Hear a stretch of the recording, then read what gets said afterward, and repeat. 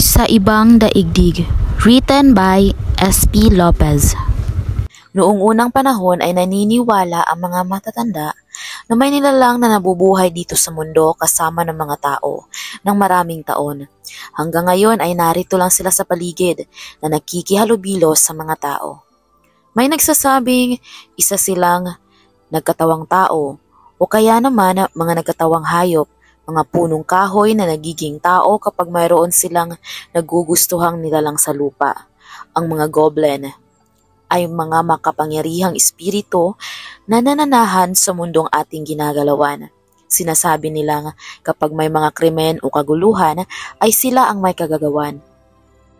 May mga nagsasabi rin na sila ay nagiging mabait sa taong nagugustuhan ng kanilang puso. Samahan natin si Samantha na lakbayin ang mundo ng mga nilalang na ito sa ibang daigdig. Totoo nga ba ito o isang katang-isip lamang mula sa mga ninuno? Ang mga ito ba ay may katotohanan na sila ay gumagala pa rin sa ating mundo o nagkataon lamang na napadpad sa mundo ng mga mortal na galing sa immortal na mundo? Samantha, abay pumanaog ka na at maghahating gabi na. Pagtawag ni Lola Mileng sa apo na kanina pa nasa ilalim ng puno ng mangga. Mula pa kaninang tanghali ay naroon na itong nakahiga sa damuhan. Kumain lang ito ng pananghalian at bumalik ulit doon hanggang sa hapunan ay ganon din ang ginawa. Ngayon ay gabi na, ngunit naroon pa rin ito. Kahit pa sabihing ligtas ang kapaligiran ay iba pa rin ang simoy na dala ng malamig at nakakabalis ang ihip ng hangin para sa kanya, lalo na sa nakikitang ngiti sa labi ng apo. Nanatiling nakapikit ang dalaga. Pumanaog ka na rin eh! Muling sigaw ng matanda na may pagkayamot na ang boses. Lola, mamaya na po. Maliwanag po ang buwan kaya masarap sa pakiramdam ang tumambay muna dito sa ilalim ng puno. Sinilip nito ang abila na nakahalukip-kip habang hinahaplos ang mga braso. Lola, pwede nyo na po akong iwan para makapagpahinga na po kayo. Nag-aalala ito na baka tumaas na naman ang presyon kung magpupuyat. Biglang napayakap ang dalaga sa mga bisig nang maramdaman ang may kalamigang hangin na humahaplos sa makinis na balat. May yumakap ba sa akin? Wala sa loob na sambit. Ilang araw na nitong napapaniginipan ng isang makisig na lalaki na naghihintay rito sa ilalim ng punong iyon. Kaya madalas ay nakatambay at nakakatulog roon dahil sa tuwing nakakaidlip ito ay niyayakap umano ito ng lalaki at malambing na hinahalikan. Napakalambot ng labi nito na para bang hindi pa nahalikan ng kahit na sino. Mga matang malamlam na para bang nahihipnotismo ang sino mang tititig dito. Ang ilong na para bang inukit ng isang manlililok dahil sa perpektong guhit nito, isang perpektong aura ng isang perpektong nilalang. Pumasok na tayo, apo! Pagpupumilit niya sa dalaga dahil iba na ang dulot ng lamig ng hangin. Naaalala niya na ganitong-ganito ang pakiramdam niya noong gabing nawala ang pangalawa niyang anak na si Beatrice na hanggang ngayon ay hindi pa nila natatagpuan. Dalawa lamang ang anak ni Mileng na sina Emelia at Beatrice. Parehong magaganda ang mga ito, ngunit iba ang gandang taglay ng kanyang pangalawang anak. Mas mabait din ito at mas kaaya-aya ang malamyos na boses na walang pinagkaiba ngayon kay Samantha. Napagkakamala ng mga tao na si Samantha ang nawawalang anak ni Aling Mileng na si Beatrice na matagal ang panahon na hindi nakakasama. Si Emelia ay isang palabang babae. Ang akala nila noon tomboy ito dahil sa huwestyo at lalaki kung umasta. Kung pumorma ay akala mo siga sa kanto. Pero laking gulat nila nang malamang nagdadalang tao ito. Isang napakalaking katanungan sa pamilya ni Mileng. Kung ano ang nangyari sa panganay na anak, kahit anong paliwanag ni Emelia na wala itong kasintahan ay hindi nila pinaniniwalaan at hindi nito alam kung paano nabuntis dahil walang nakakasiping na lalaki para magdalang tao.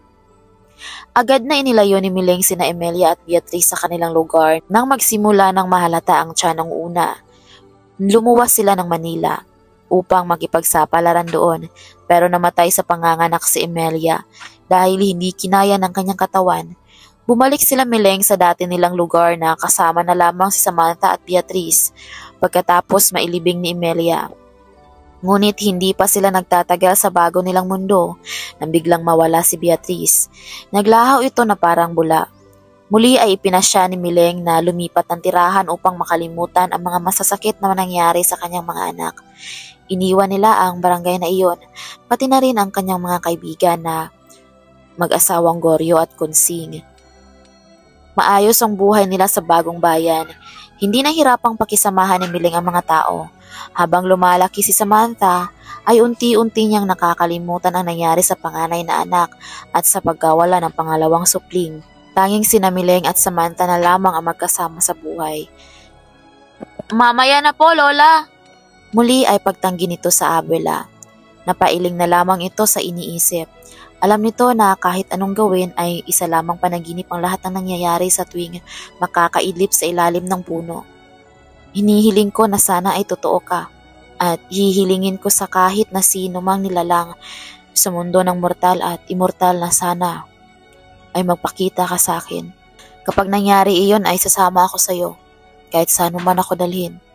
Bulong ng dalaga na dahilan upang lalong lumamig ang simoy ng hangin. Wala sa sariling na iyakap ang magkabilang braso sa sarili nang manuot sa buto ang lamig. "Kapag hindi ka papapasok ay hindi rin ako papasok sa loob." Pagmamatigas pa rin niya na itinukod ang isang kamay sa pintuan ng kanilang munting kubo. "Si Lola talaga ang kulit." Nakatawa nitong wika na ikinangiti lang ng matanda. "Halika na kasi, baka matsyempohan ka pa ng Hindi niya na ituloy ang sasabihin ng bahagya siyang nabuwal na nagdulot ng mahinang pagbagsak niya sa lupa. Animong sinampal siya ng hangin at pinatid ng isang anino sa dilim. "Lola!" Mabilis na tinakbo ng dalaga ang abil nang makita nitong bumagsak sa lupa ang katawan. Hindi man kalakasan pero dahil sa mahinang katawan dala ng katandaan, nagtamo ito ng gasgas sa siko. "Samantha!" Inalalayan siya ng apo. "Tulungan mo ko makatayo." "Ayos lang po ba kayo, Lola?" Nag-aalalang dinaluhan ng dalaga ang matanda. "Ano po bang nangyari at nabuwal kayo?" "Hindi ko alam, apo. Parang may malakas na enerhiyang humawak sa akin at itinulak ako." Nanginig pa ang tuhod niya nang lubusan na siyang makatayo. "Po?" Hindi makapaniwala ang dalaga sa narinig. "Paano pong malakas na enerhiya?" May takot sa mata ang inilibot nito ang mata sa paligid. Napailing ang matanda dahil kahit siya ay hindi niya maipaliwanag ang nangyari kanina lamang. Siya na nakaranas ay parabang naparalisa panandalian ang kanyang katawan. Hindi ko maipaliwanag, apo." Kahit na anong pilit niyang alamin o timbangin sa isip ay hindi niya masilip sa utak kung bakit nawalan siya ng lakas sa sandaling iyon. "Mas mabuti po siguro kung pumasok na tayo sa loob bago pa may hindi magandang mangyari sa inyo." Hinawakan nito sa siko ang abila at iginiya nitong maglakad hanggang papasok sila sa kanilang munting tahanan.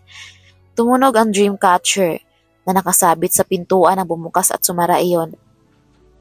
"Sabi ko naman po kasi sa inyo na mauna na kayo mamahinga pero ayaw nyo makinig." May bahid ng galit at pag-aalala sa tinig ng dalaga. "Paano ako makakapagpahinga kung alam kong nasa labas ka pa, aray?" Naikuyom niya ang palad na kumidlit ang sakit sa kanyang balakang. "Nabalian na yata ako ng buto sa siko at balakang." Daing niya. "Lola, ayos lang po kayo?" Hinaplos ni Samantha ang braso ng abuela para kahit paano ay mabawasan ang sakit na nararamdaman. "Lola, matanda na po ako para tratuhin yung bata. Dalaga na po ako at hindi na bata gaya ng dati na halos ayaw niyo akong palabasin ng bahay." Reklamo nito kahit paman walang sinasabi ang matanda. "Nakalimutan mo na yata kung bakit ako nagkakaganito, Samantha." Kahit paulit-ulit niyang sabihin ang dahilan sa apo ay hindi siya magsasawa sa pagbibigay ng pangaral dito. Ayaw niyang mawala din ito gaya ng dalawang anak. Si Samantha na lang ang kanyang natitirang kamag-anak sa mundo. Hindi na niya kayang mabuhay ng mag-isa dahil matanda na siya. Natatakot siyang mamatay agad hindi para sa sarili, kundi para sa apong mag-isa na lamang na maiiwan sa magulong kabihasnan. Napayuko ang dalaga dahil sa nasambit na matanda. Alam ko naman po na nag-aalala lang kayo dahil ayaw na ninyong maulit sa akin ang nangyari kay Tita Beatrice na nawala na lamang bigla nang hindi nyo alam ang dahilan. Pasensya na po kayo, La. Nahihiya itong napayuko. Ang tingin nito sa sarili ay masamang apo na bigyan ng sama ng loob at pag-aalala ang mahina ng abula. Pasensya na po talaga, Lola. Hindi na po mauulit. Mahal na mahal nito ang abila. Tanging ito lamang ang nagpalaki at nag-aruga rito mula pagkasilang sa mundong ibabaw. Malaki ang utang na loob nito sa abila. Hindi nito mapapatawad ang sarili kung may mangyaring masama sa kanya. Natatakot lamang ako para sa iyo, apo. Mahaba at malalim na buntong hininga ang pinakawalan niya pagkawika niyon.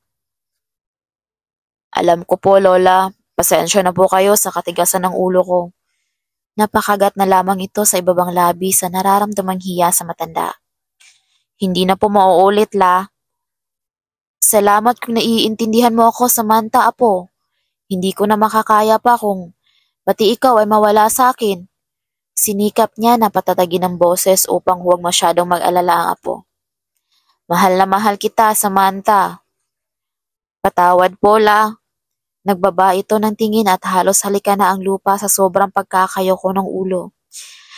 Lagi mong pakatatandaan na mahal kita. Niyakap niya ang dalaga na gumanti rin ng mas mahigpit pa. Halos isang linggo din na nakaratay sa higaang kawayan si Mileng dahil sa pagkakabagsak sa lupa ng nakaraang linggo. Kaya sa ayaw at sa gusto ni Samantha ay nanatili ito sa tabi ng abela. Araw at gabing nakabantay ito para siguruhing maayos na nakakapahinga. Hindi na rin ito nakakatambay sa ilalim ng puno, kaya hanggang tanaw-tanaw na lamang ang nagagawa sa punong iyon. Hindi na rin ito napapanaginipan ng gwapong lalaki. Sana dalawin mo ako sa aking panaginip. Piping usal nito sa hangin habang nakatitig sa puno. Mahal kita. Akala ni Samantha ay may tinig ang mga isinasagot niya sa lalaki, pero tanging ungol lang ang lumalabas sa kanyang bibig na katotohanan. May kasama siyang napakagwapong lalaki habang sila ay naglalakad sa isang magandang hardin. Ikaw ay magiging prinsesa sa aking kaharian. Muli ay ungol niya, ang tanging nagagawa sa mga oras na iyon. Nagsimula na siyang hindi rin makagalaw dahil parang may mabigat na bagay ang nakapatong sa kanyang dibdib. Nagtataka siya kung bakit sa kabila ng kinaroroonan niya ay may parte ng katawan niya ang hindi niya mawari. Halika na aking prinsesa. Halika na aking prinsesa. Samantha! Samantha! Napabalik-was siya ng magising dahil sa malakas na yugyog ng kanyang agwela. Sa wakas ay nagising na rin ng pusa ang kanyang katawan. Pinagala niya ang paningin at bumulaga sa kanyang paningin ang kanyang maliit na kubo. Nananaginip na naman pala siya at ang lalaking iyon na naman ang kasama at nakita niya. Pilit siyang isinasama sa kaharian daw nito na hindi naman niya alam kung isa lamang itong tauhan sa kanyang panaginip o totoong nangyayari na kasama niya ang lalaking iyon. Ano bang nangyayari sa'yo? Po?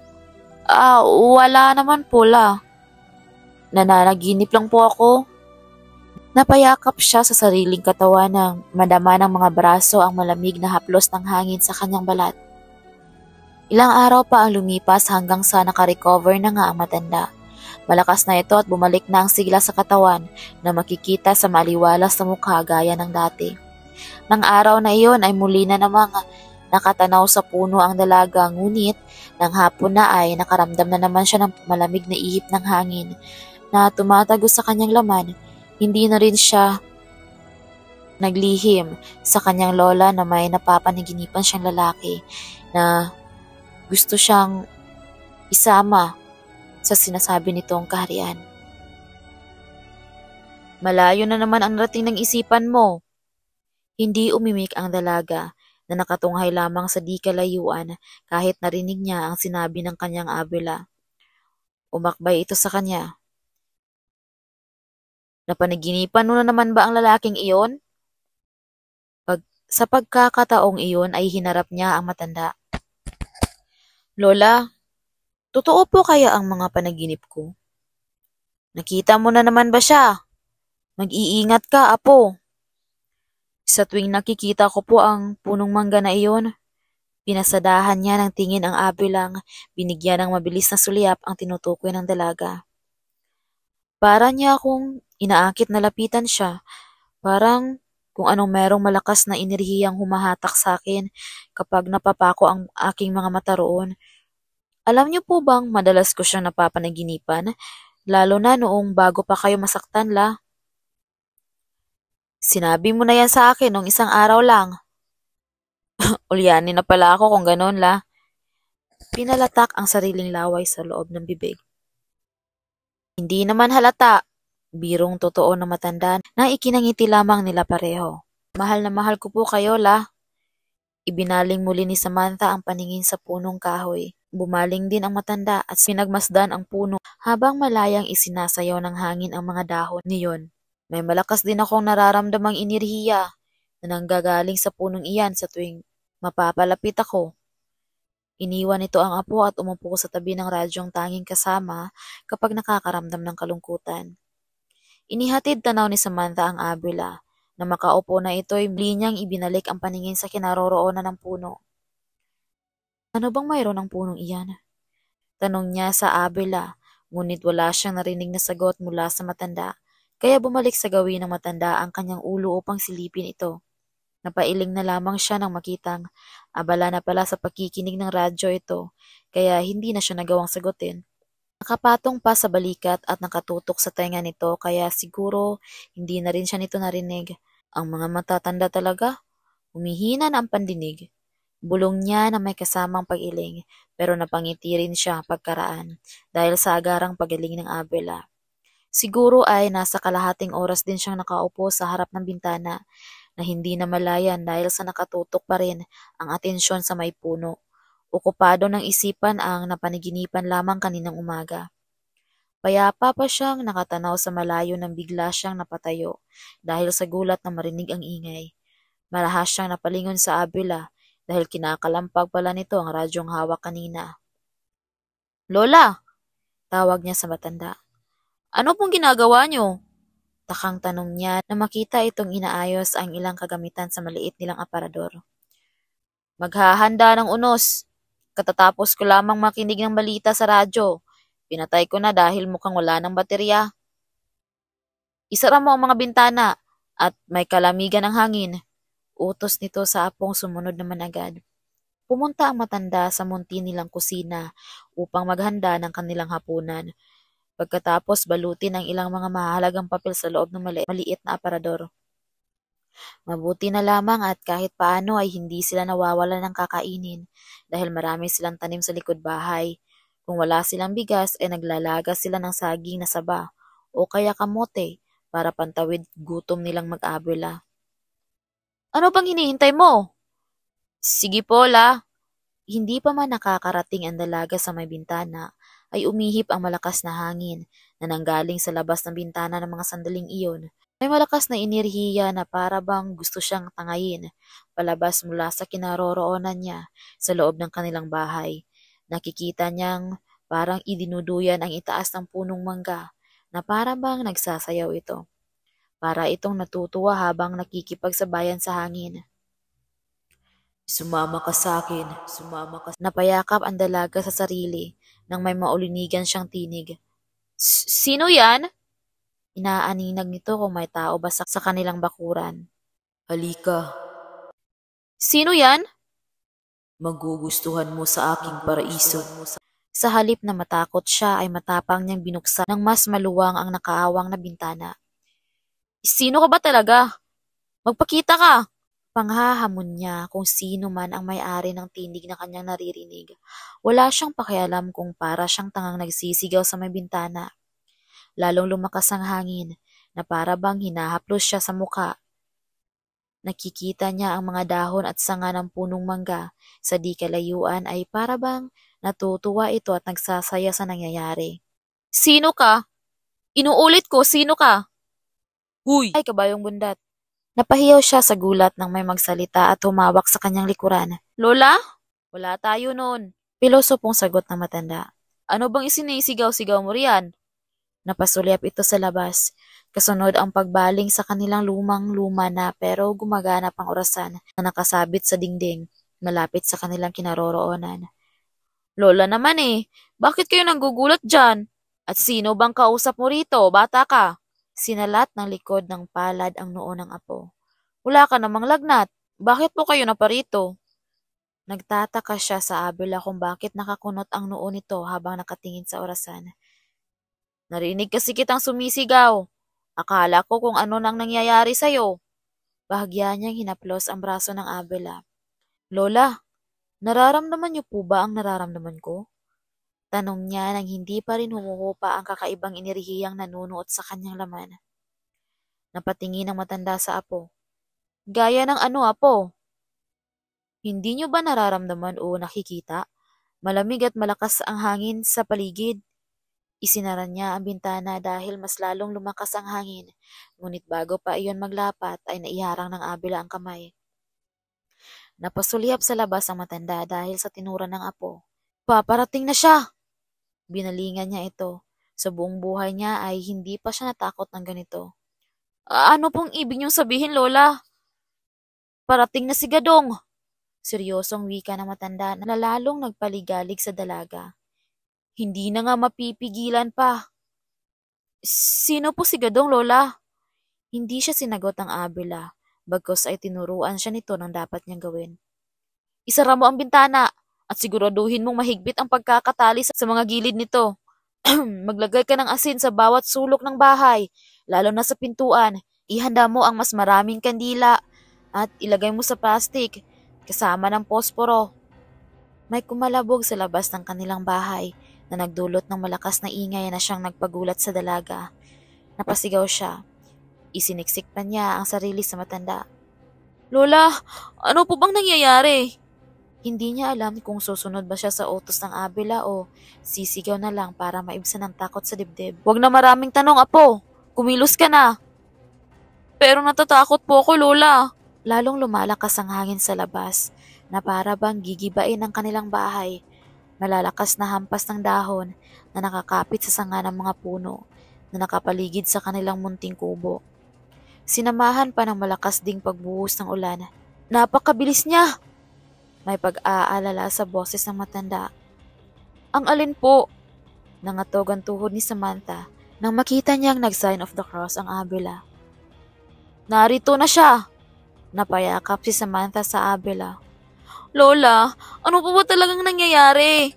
Hindi natapos si Samantha ang kanyang nasasabihin dahil napasigaw na siya nang may sanga ng kahoy ang tumama sa kanilang bubong. Ihanda mo ang iyong sarili. Ibalot mo sa plastik ang ilan mong damit para kung sakaling liparin ang bubong at pumasok ang tubig sa bahay ay may mga damit kang maisalba. Opo! Mabilis na sagot niya kahit na kinakain na siya ng sobrang takot. Lola, kanina pa po ako nagtatanong sa inyo, ano po ba talagang nangyayari sa paligid? Tanong niya habang abala siya sa paghahanap ng plastik o kahit anong pwedeng gamitin ng paglagyan ng kanilang damit para hindi mabasa gaya ng utos ng Abela. Napaharap siya sa apo. Hindi ka ba nakikinig ng balita kani-kanina lang? Napasulyap ang dalaga sa maliit at may kalumaang radyo nila na nagsisilbing pampalipas ng oras ng Abela dahil malayo sila sa sibilisasyon at teknolohiya. Magkakalayo din silang magkakapitbahay na halos 200 metro ang pagitan ng bawat kabahayan. Hindi po, ikaw talagang bata ka. Lumilipad na naman yung utak mo. Mabuti na lang at nabuksan ko kanina ang radyo at nalamang. Napatili na naman si Samantha ng isang pirasong pawid ang natanggal sa kanilang kubo. Ano po ba yun? Balik tanong sa matanda. May bagyo. May bagyong paparating ngayon. Po? Ikaw na bata ka talaga? Palibhasa hindi. Palibhasa kasi wala kang interes sa mga balita. Naglahong parang bula ang takot sa puso ni Samantha Nang mapagtantong, bagyo pala ang tinutukoy ng Abela. Para siyang tangang takot na takot dahil ang iniisip niya ay isang espiritu ang kasalukuyang naghahari at maaaring tumangay sa kanila sa mga oras na ito. La! Pagmamaktol niyang parang bata. Huwag kang tumayo lang riyan. Ihanda mo na ang mga kandila na sinasabi kong ilagay mo sa plastic para kung lumakas man ang hangin at ulan ay may magagamit tayo. Nakasimangot na sumulyap ang dalaga sa Abela. Pero sinunod pa rin niya ang huli, ngunit may kasamang pagdadabog at pagbulong. Opo. Ang mga damit mo? Opo. At mga damit ko? Opo. Muling napasigaw si Samantha nang lumipad na naman ang bubong ng kanilang kusina na nagdulot nga ng pagkabigla niya. Lola! Tawag niya sa Abelang napatayo rin nang makita ang pagtangay ng hangin na nagsisilbing silong ng kanilang munting lutuan. Samantha, dito ka lang! La! Mabilis niyang nahawakan ang braso ng matanda bago pa humakbang ito palayo sa kanya. Saan po kayo pupunta? Kailangan kong tanggalin ang mga pagkain natin mula sa kusina dahil iyon lamang ang ating ikinabubuhay. Hinawi nito ang kamay ng apo na nasa braso pero hindi iyon tinanggal ni Samantha. Ako na po! Ako na po! Marahas siyang tumayo at pinaupong muli ang matanda. Dito lang po kayo. Ako na po ang bahala.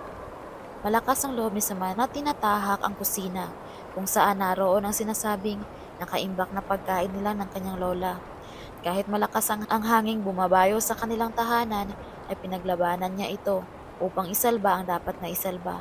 Mas gugustuhin pa niyang siya ang masaktan kung sakaling may masamang mangyari kaysa ang kanyang Abela. Mag-ingat ka! Maraming nabubuwal na puno at kung ano-ano pang bagay ang nagsisiliparan. Opo! Determinado at lakas ng loob ang pinairal niya kasama ang taimtim na dasal na maging maayos at ligtas sila ng kanyang lola. Ilang minutong kinumpuni at bumalik siyang muli na walang galos mula sa paglilipat niya sa kanilang mga imbak na pagkain sa pwesto kung saan ay ligtas ang mga ito. Magkasabay ang malakas na hangin at ulan, gayon din ang kasama nitong kulog at kidlat, ay pinanatili pa rin ni Samantha ang postura. Hindi nakakitaan ng takot sa halos magdamag na bagyo. Madiling araw nang humupa ang kulog at kidlat, pati ang malakas na pag-ihip ng hangin.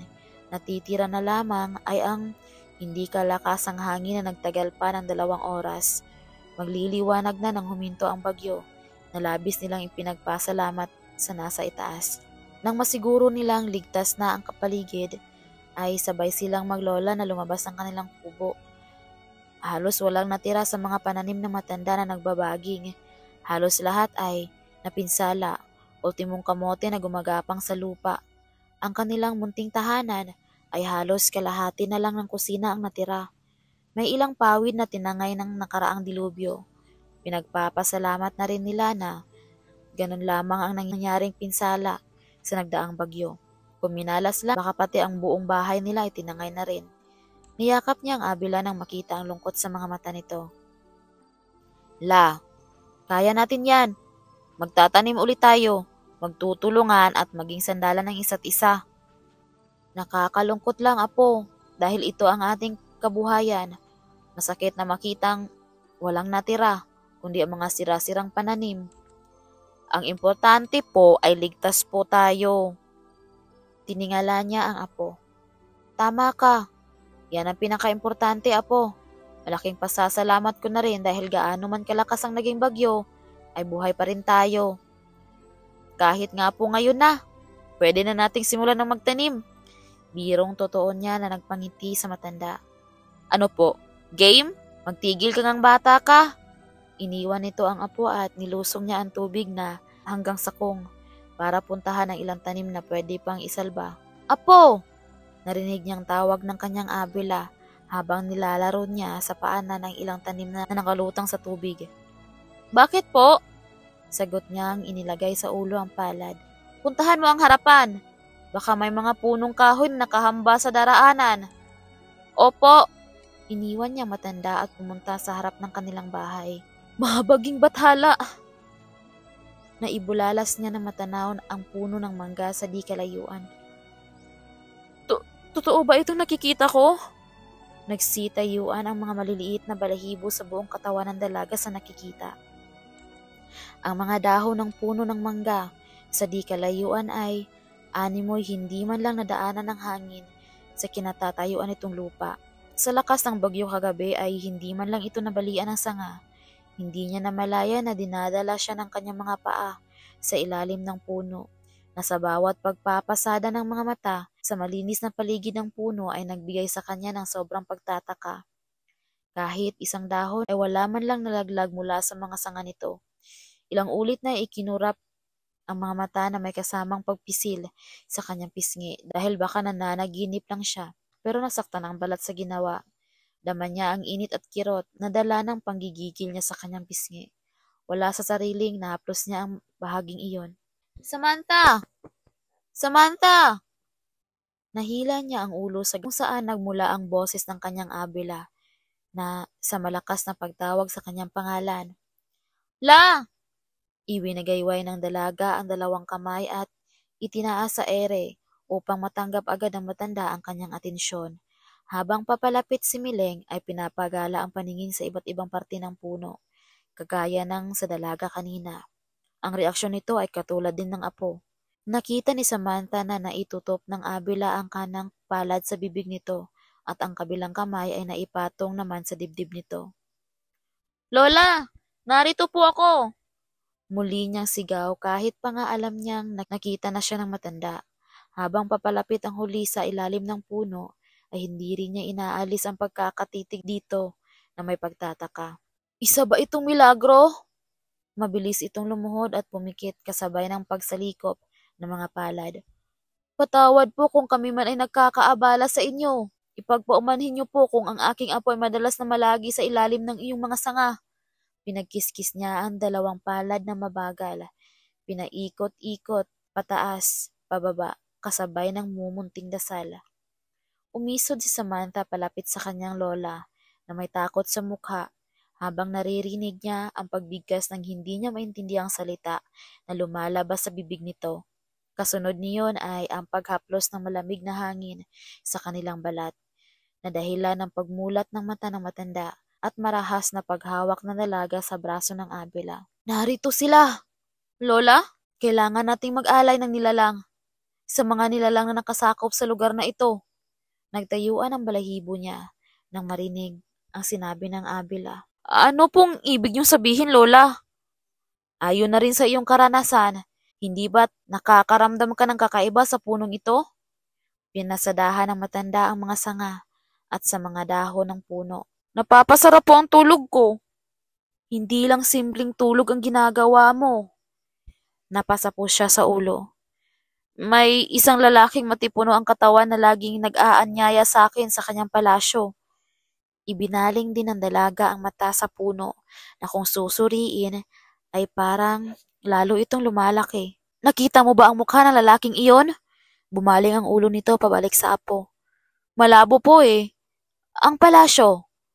Hindi pa po ako sumasama sa kanya kahit minsan sa kaharian na sinasabi niya. Kahit anong mangyari, ay lagi kang mag-iingat. Kinilabutan lalo ang dalaga. Nahaplos niya ang sariling braso, kasabay ng pagnaligkig ng kanyang katawan. Huwag kang kakain ng anumang ibibigay nila sa'yo. Bakit po? Sundin mo na lang ako, apo. Kung gusto mo pa akong makasama ng matagal. Kinabukasan ay maagang nagising ang mag-abila. Tinulungan ni Samantha ang kanyang lola sa paghahanda. Naglagay ng munting altar sa ilalim ng puno. Paglapag pa lamang ng buhay na manok sa gitna ng munting mesa ay nagpuputak na ito hanggang sa tumigil. Kasunod niyon ay ang pangingisay nito bilang kanilang alay. Gusto nang tumakbo ng dalaga pero nakiramdam niya ay nakabaon sa lupa ang kanyang mga paa. Hindi niya maigalaw ang mga iyon. Maging ang matanda ay parang iginupo rin sa pagkakaluhod habang ang katawan ay nagmistulang binalot na suman dahil sa pagkakadikit ng magkabilang braso sa tagiliran nito. Lola! Untag niya sa kanyang abila.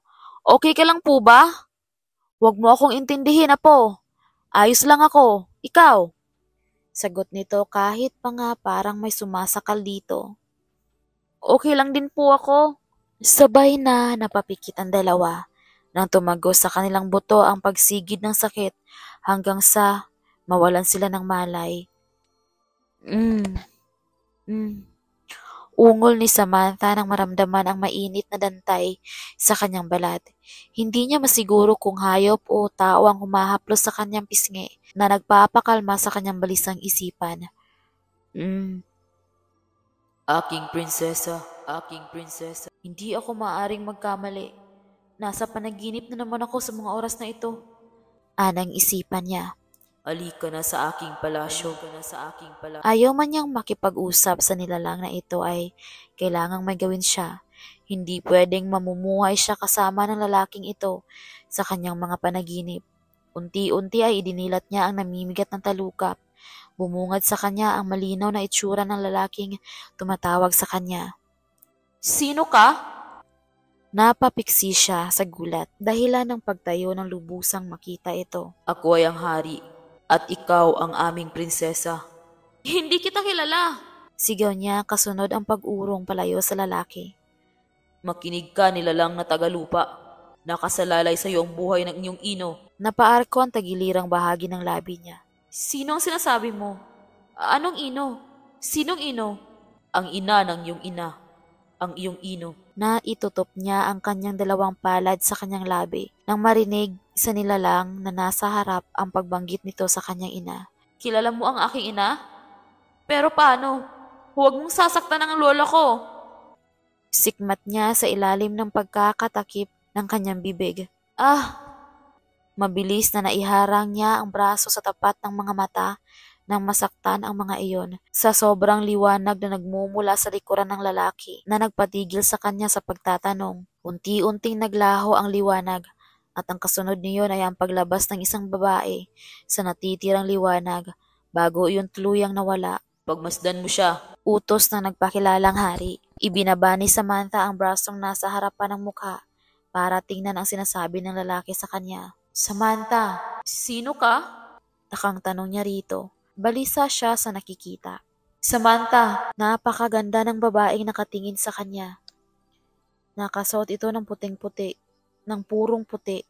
Mahahaba ang manggas ng damit na hanggang sa talampakan. Tinernuhan ng mga nagkikintabang alahas sa buong katawan. May nakaputong na korona sa kanyang ulo. Nagawa sa kumikintab na pilak na may nakaukit na salitang hindi niya naiintindihan. Hindi rin ito mabasa kahit na isang titik kung ano ang ibig sabihin niyon.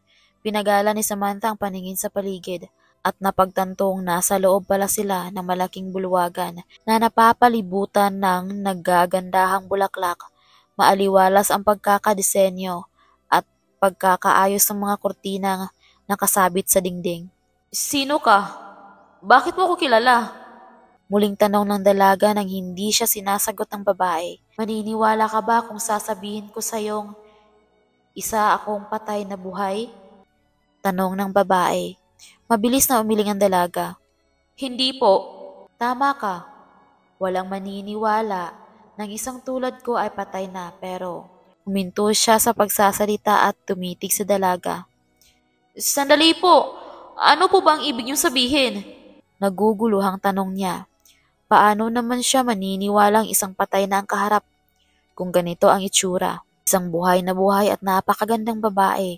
Sa klase pa lang ng tindig at pananamit nito ay malalaman mo nang isa itong may mataas na posisyon sa kanyang kinaroroonan. Nakatitig lamang si Samantha habang iniisa-isa ng babae na tanggalin ang mga palamuti sa katawan nito. Hindi inaalis ng dalaga ang tingin dito na hanggang sa iisa na lamang ang alahas na naiwan sa katawan.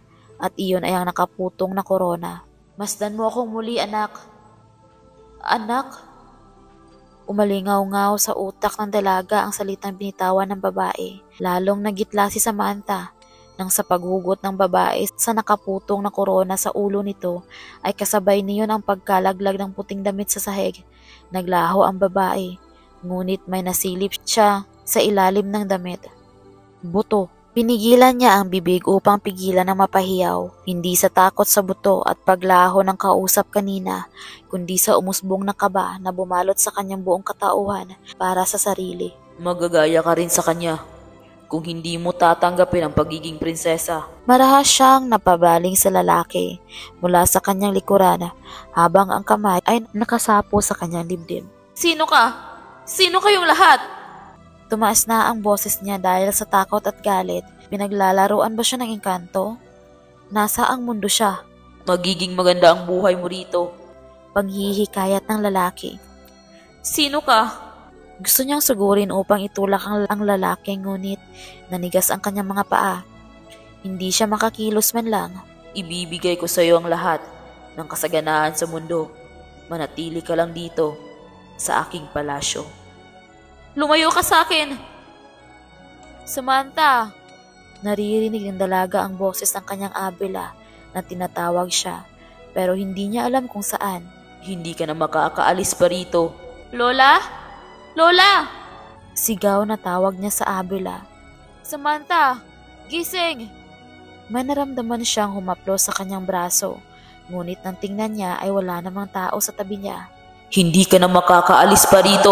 Muling umalingaw-ngaw ang boses ng lalaki na sinasabayan ng pagdagundong ng kapaligiran. Marahas na pag-iling lang ang nagagawa ng dalaga. Hindi na! Lumakas ang boses ng lalaki na kanina lamang ay mahinahon. Samantha! Muli ay naramdaman ng dalaga ang haplos na iyon. Lola! Pinilit niyang hanapin ang abila dahil patuloy ito sa pagtawag sa kanyang pangalan, ngunit kahit anino nito ay hindi niya makita. Pinilit niyang tumayo mula sa pagkakasadlak sa sahig at nagsimulang humakbang. Saan ka pupunta? Napasigaw siya nang bigla na lamang siyang hablutin sa braso ng lalaki. Bago pa man siya makahakbang, may galit na namuo sa mga mata nito. Pauwiin mo na ako, please. Hindi ka aalis sa aking kaharian dahil ikaw ang magiging reyna na papalit sa iyong ina. Hindi! Marahas siyang napailing. Anong sinasabi mo? Napako ang pagkakatiting ni Samantha sa kaharap. Apo, naririnig mo ba ako? Muli na namang tawag ng kanyang abila sa kawalan. Kung gusto mong makasama ang iyong ina at ino, ay kakainin mo ang mga ito.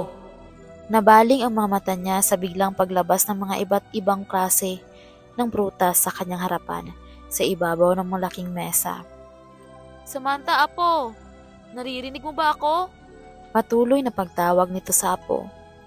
Kumain ka, kahit isang piraso lang, at mabubuhay ulit ang iyong ina. Kinalat ng dalaga ang paningin ngunit hindi niya makita kahit man lang ang damit na nalaglag sa sahig mula sa babae kanina. Tanging mga lalaking nakaputi na nakapalibot sa kanila ang tanging niyang nakita. Bumalik na naman sa pagiging maamo ang pananalita ng lalaki. Kasabay niyon ang pagbitaw sa braso ng dalaga. Sige na, kumain ka na. Alam kong naririnig mo ako, Apo. Kumain ka na. Muling pag-anyaya nito. Ito, kainin mo. Inabutan nito ng isang pirasong ubas ang dalaga. Napalunok si Samantha nang bigla siyang makaramdam ng gutom. Unti-unting lumalapit ang kanyang mga paa sa mesa na animoy may sariling pag-iisip. Masarap ang mga iyan. Wika ng lalaki habang hinahaplos ang mahabang buhok ng dalaga. Napakaganda talaga ng iyong buhok, Samantha. Magiliw nitong sinasamyo ang makintab at mahabang buhok ng dalaga. Napakaganda. Muli nitong hinaplos ng may pagsuyo, paulit-ulit. Apo! Kinuha ni Mileng ang isang botilya ng naglalaman ng tubig na may orasyon. Ibinuhos nito iyon sa katawan ng dalaga na umago sa tagilirang bahagi ng katawan na kalaunan ay nangisay. Sa pagdampot ni Samantha sa isang ubas ay may naramdaman siyang mainit na animoy nakakapasong tubig sa kanyang balat, ngunit hindi iyon naging hadlang upang ilagay sa kanyang bibig ang ubas na hawak. Sige, ganyan nga. Samantha, lumaban ka, Apo! Hindi ito susuko na ibabalik ang Apo sa kanyang piling. Huwag mong hayaan na magtagumpay silang kunin ka. Hindi na malinaw ang mga nangyayari sa isipan ng dalaga. Ang katawan nito ay hindi sumusunod sa kanyang isipan. Gustong tumanggi ng utak sa alok na pagkain pero hindi niya mapigil ang kanyang katawan na para bang may sariling isipan. Gusto niyang umiwas pero pinipigil siya ng kanyang ulo. Apo, nakikinig ka ba? Apo, makinig ka. Kung ano man ang ginagawa mo ngayon, ay nananalig ako na makakabalik ka sa akin. Alam kong naririnig mo ako, kaya pilitin mong intindihin ang sinasabi ko. Maliwanag na naririnig ni Samantha ang boses ng Abela na nagsasalita. Gusto niyang sumagot pero ayaw lumabas ng kanyang boses. Ano pang hinihintay mo?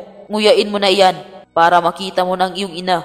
Hindi makapaghintay na utos ng lalaki sa dalaga. Pagkapasok ng ubas sa bibig niya. Nasa loob na nga ng bibig ni Samantha ang ubas, ngunit hindi pa man niya iyon nangunguya ay biglang nangasim ang kanyang sikmura. Lumabas pala mula sa loob ng kanyang bibig ang napakaraming asin. Oh!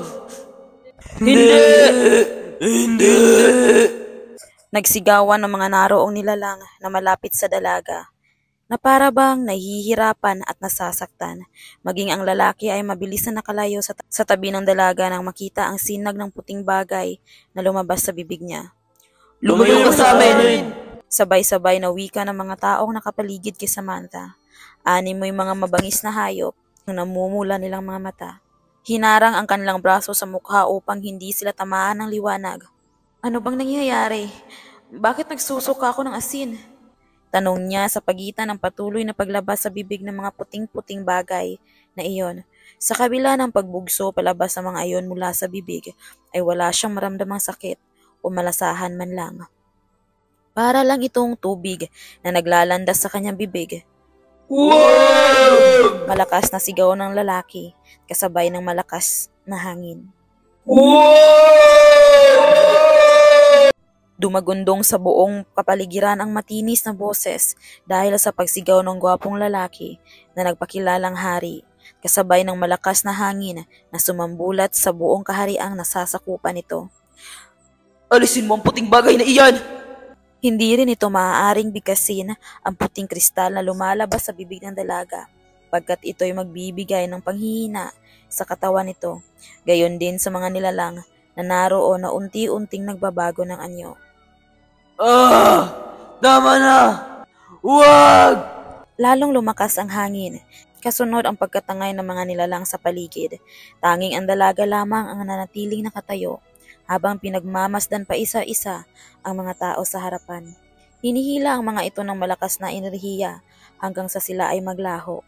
Puno ng pagtataka si Samantha dahil alam niyang asin ang lumalabas sa kanyang bibig pero hindi niya iyon malasahan. Naman ang dila nito ang matigas na puting bagay sa loob ng kanyang bibig, ngunit kahit anong gawin niya ay nakalimutan ng kanyang panlasa iyon. Apo! Nagpalinga-linga muli ang dalaga nang marinig ang boses ng Abela. Huwag mong hayaan na mahawakan ka ng sino man! Apo! Naramdaman na naman niya ang mainit na likido na umaagos sa kanyang tagiliran. Napakapa siya roon na dahilan ng paglabas ng liwanag sa kanyang tabi. Isang linya ng liwanag na may dalang init sa kanyang balat. Samantha, Apo! Alam kong naririnig mo ko. Muling binuhusan ng matanda ang tagiliran ng dalaga ng inorasyon ng tubig. Abutin mo ang mga kamay ko, Apo! Nagiging malinaw na sa dalaga ang boses ng Abela na naririnig sa nasisilip na liwanag. Lola! Hinuli ng matanda ang kamay ng dalaga nang unti-unti iyong umangat sa ere, habang ang katawan ay nangingisay. Habang nakahiga, wala pa ring malay. Apo! Ganyan nga! O Apo ko! Tama! Ganyan! Abutin mo ang kamay ko! Napahagulhol na wika ni Mileng na humigpit ang pagkakahawak sa kamay ng dalaga. Lola! Sigaw niya nang sa pag-abot niya sa liwanag ay naramdaman niya ang isang palad na mahigpit na nakahawak sa kanya. Inipon niya ang lahat ng natitirang enerhiya at ubos lakas na hinatak niya iyon. Sumambulat ang napakaliwanag na ilaw na lumukob sa buong kalawakan. Sabay ng pagdilim ay ang pagpikit ng mata ng dalaga. Samantha! Inaplos ni Mileng ang mukha ng apo. Gumising ka na, Samantha! Ungol ang dalaga. Lola? Tawag niya sa Abela sa nanghihinang boses.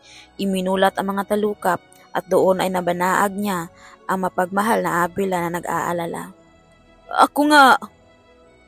Lola! Maliksing kinabig niya ang matanda. Apo ko!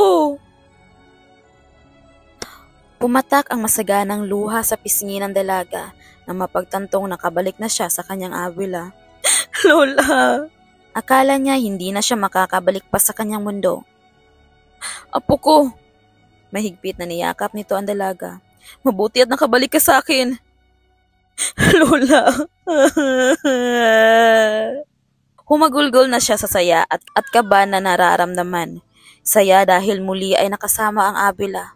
Kaba dahil baka panaginip pa rin ang nangyayari.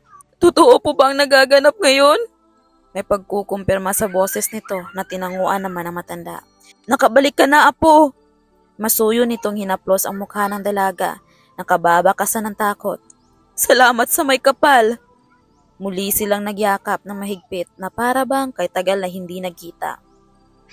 Naakala niya matutulad siya sa babaeng nakita niya roon na naging buto na lamang. Akala ng dalaga ay katapusan na niya kanina. Dahil sa nangyari ay hindi siya agad nakapagpahinga. Iniisip niya ang kaganapan kanina sa palasyo ng nagpakilalang hari at ang babaeng nababalutan ng alahas. Ang kanyang ina? Hindi siya naniniwala. Himalang nagkamalay ang matanda kanina nang mawalan sila ng malay ni Samantha. Kaya nung makita nitong nangingisay ang dalaga, kahit nanghihina ay nagawa pa rin nitong labanan ang sakit at pag-ikot ng paningin. Ginawa nito ang lahat upang makabalik sa kanilang kubo para kunin ang inorasyon ng tubig mula sa simbahan na hiningi nito noon sa pare. Nagsimula ang paniniwala nito sa mga duwende nung biglang nawala ang pangalawang anak nito. Dahil sa pagsasaliksik ay nakakalap ito ng ilang pangontra at kung paano makaligtas sa kapangyarihan ng goblin. Nagkataon ding may nakilala ito na tumulong dito para gawin ang isang ritual kasama na ang lingwaheng dadasalin sa oras na magkasagupa o masangkot sila sa mga mapaglarong nilalang sa ibang daigdig. Hindi na nito ipinaalam sa apo ang napag-alaman at natutunan dahil ayaw na pag-isipan ng apo na nawawala ito sa sarili. Kumuha na rin ang matanda ng napakaraming asin na isa sa pinakamurang sangkap na ginagamit sa pagluluto. May nakapagsabi din kasi rito mula sa bayan na ang asin at tubig na galing sa simbahan ay mabisang panlaban sa mga goblin. Kaya mula noon ay hindi nito inaalis ang botilya na may tubig sa tabi ng rosaryo sa altar. Hirap man ang katawan na kumilos dahil parang naparalisa sa tigas at pamamanhid ay hindi nito iyon ininda. Pagkakuha ng mga kailangan ay muli na itong bumalik sa kinaroroonan ng apo. Iyon ay sa ilalim ng punong mangga. Ibinuhos ng matanda ang lahat ng lakas upang maiangat ang ulo ng apo. Nihanda ang botilya at ipinatong ang isang mangkok na asin sa tabi ng dalaga. Nagpapasalamat siya higit sa lahat sa nasa itaas dahil hindi sila pinabayaan. Salamat po, Panginoon! Himalang nawala ang lahat ng sakit na gumupot sa kanila kanina. Kumalma rin ang puno mula sa pagsasayaw kanina na magising ang dalaga. Kinagabihan ay hindi agad sila nakapagpahinga dahil sa pagod at takot. Iniwan na nila ang mga alay sa ibabaw ng mesa sa ginawa nilang altar sa punong mangga.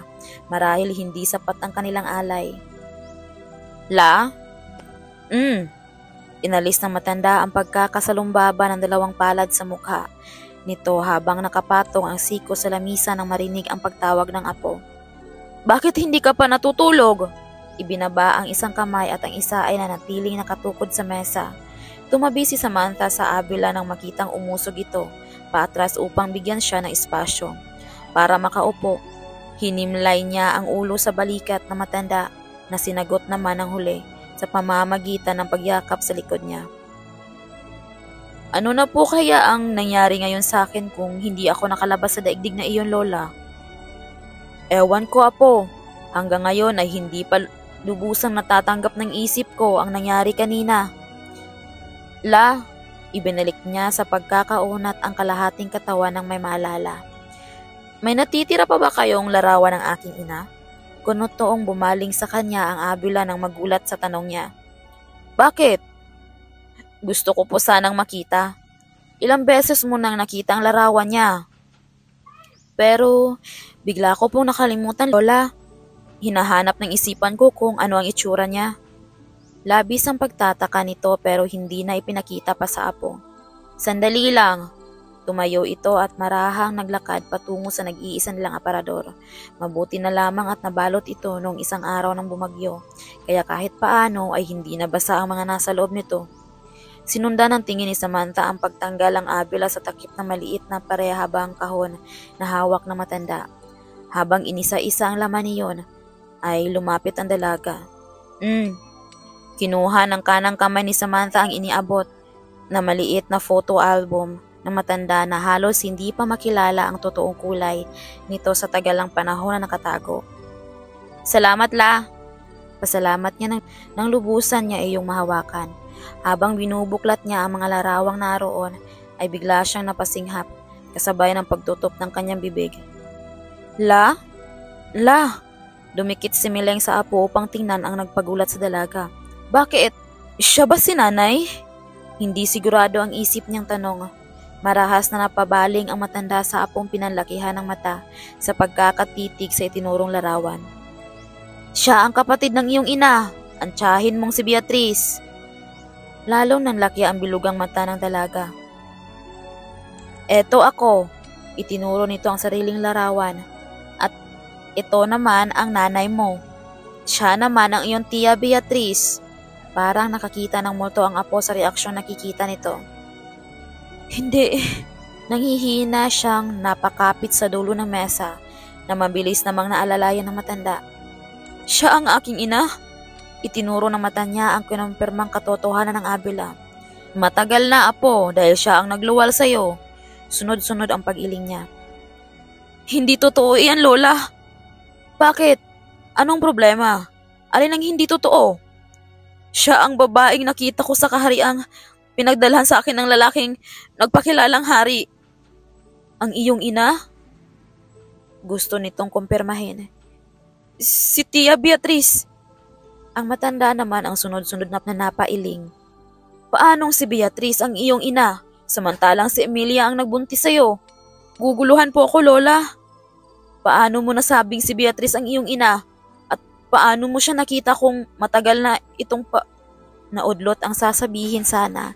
Hindi nga pala nila alam kung buhay pa ang pangalawa niyang anak o patay na dahil hindi nila nakita kahit ang bangkay nito. Samantha, sabihin mo sa akin ang nakita mo. Sabihin mo sa akin ang nangyari. Kung saan ka dinala ng lalaking iyon at kung paano mo nasabing si Beatrice ang iyong ina. May nginig sa boses ng matanda sa sunod-sunod na tanong sa apo. Sumalok muna si Samantha ng hangin at malalim na inilabas ang isang buntong hininga. Ang natatandaan ko lang po ay... Napatingin siya sa larawang nakatihaya sa lamesa. Umupo silang pareho ng abila dahil para silang nauubusan ng lakas sa mga nagaganap. Naroon ako sa napakagandang palasyo, maluwang na hardin at napakaliwanag na kapaligiran. Kinausap ako ng nagpakilalang hari sa palasyong iyon hanggang sa bumaha ng liwanag. May isang napakagandang babae ang lumabas sa likuran ng lalaki. Nakasuot ito ng puting-puting mahabang damit na sinamahan ng makikintab na alahas na gawa sa ginto. Nakaputong ang isang korona na may nakasulat na salitang hindi ko maintindihan, hindi ko mabasa. At isa raw po siyang patay na buhay. Kinilabutan ng matanda sa revelasyon ng apo. At siya ang nakita mong babae? Itinuro nito ang larawan ng anak na si Beatrice. Opo, nahulog sa malalim na pag-iisip ang matanda. Ang huli po niyang sinabi sa akin ay, pagmasdan mo ako anak, at nang hinugot na po niya ang kanyang korona ay kasabay din po ang kanyang paglaho at naging kalansay. Oo, mahabaging bathala. Mabilis siyang napaanda sa narinig buhat sa apo. Anong kababalaghan ang nangyayari? Gulong-gulo po ko, Lola. Marahil ay pinaglalaroan tayo ng mga nilalang sa ibang daigdig, apo. Mayroon pa po, Lola. Napahawak siya sa mahaba at maganda niyang buhok nang maalala ang nasambit ng lalaki. Ang sabi ng nagpakilalang hari sa akin ay napakaganda raw po ng aking buhok. Tuwang-tuwa po siyang hinahaplos ito sa tuwing nagpapakita siya sa aking panaginip. Bumalik sa alaala ng matanda ang isang bagay na kagaya ng nasabi ng apo. Si Beatrice ay may mahaba at magandang buhok gaya kay Samantha. May pagkakahawig sina Samantha at Beatrice. Natatandaan ko ang araw na nawala si Beatrice. Bulong niya, ngunit malinaw na naririnig ng dalaga. Ang ano po? Tinitigan niya ang apo. Pinutol ng tiyahin mo ang kanyang buhok dahil daw palagi niyang nararamdaman na may mga humihila sa mga iyon. Po, nangapal ang balat niya na dahilan upang magtayuan kahit kaliit-liitang balahibo sa katawan. Kailangan nating bumalik sa dati nating baryo. Mayroon akong mahalagang bagay na dapat balikan. Maagang lumuwas ang mag-aabila papunta sa dating bayan nila Mileng. Kinakailangan nilang iwan pansamantala ang kanilang kubo para lutasin ang mga kababalaghan na bumabalot sa pagkatao ng dalaga. Ilang buwan na rin na hindi pinapatahimik ng lalaking iyon na muntikang makakuha sa dalaga sa ibang daigdig.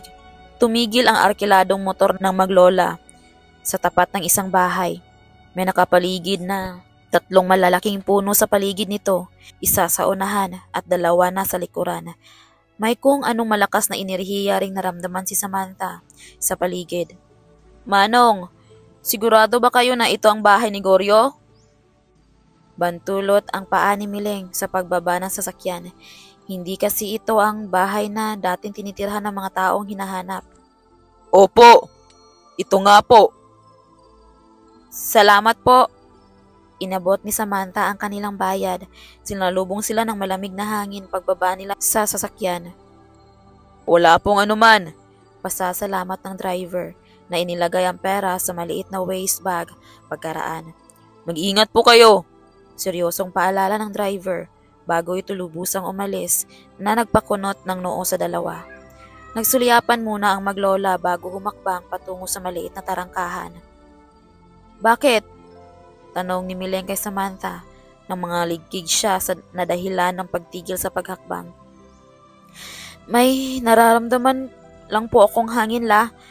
Parang yung lamig ng hangin sa ilalim ng mangga sa bahay natin. Halika na, dali!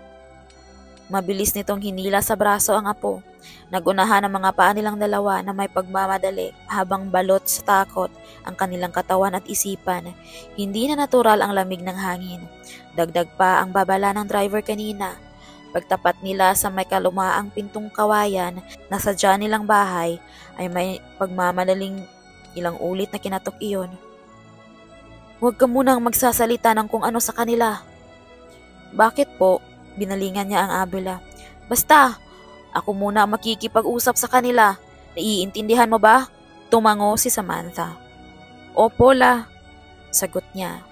Hindi nagtagal ay may mga yabag ng papalapit sa kanilang kinaroroonan. Sino po? Namilog ang mga mata niya nang pagbuksan ang taong hindi inaasahan. Kahit ilang taon na ang nakakaraan ay hinding-hindi niya makakalimutan ang mukhang nasa harapan. Malalim ang pinagsamahan nila noong araw. Mileng! Ako nga. Kumusta ka na, Goryo? Ha? Hindi agad nakasagot ang matanda. Mabuti naman. Ikaw, kumusta ka na? Hindi inaasahan ni Goryo ang pagbabalik na iyon ng dating kaibigan at kapitbahay. Matagal na panahon nang wala siyang balita sa mga ito mula nang umalis sa kanilang barangay. Mula noon na hindi na rin ito nagparamdam pa. Ang alam lang nila ay nagdamdam ito sa pagkamatay ng unang anak at pagkawala ng bunso. Pasok ka, yo? Nagulat ito ng bahagya sa paglapit ng isa pang babae mula sa pagkakadungaw nito sa pintuan. Hindi mabuti sa ngayon. Malungkot na sagot nito. Nagkakatitigan silang dalawa at may nais ipahiwatig ang titig na iyon ng matanda sa dating kapitbahay. Matagal ka ring hindi nakapasya sa ating barangay. Giniya niya ang dalawang bisita sa loob ng bahay. Isinara ang pintuan pagkatapos. Pasok kayo. Wala na akong balak pang bumalik dito. Binalingan nito ang tingin ng apo. Pero narito ako muli para sa kaligtasan naming pareho. Nagtakang ibinaling ni Goryo ang mga mata sa dalagang tahimik na nakikinig sa kanila. Sa kanila ni Mileng habang pinakanak ang sinusulyapan siya nito. Siya na ba ang anak ni Emilia? Oo. Tinitigan niya ang dalaga. Kamukha niya si Beatrice.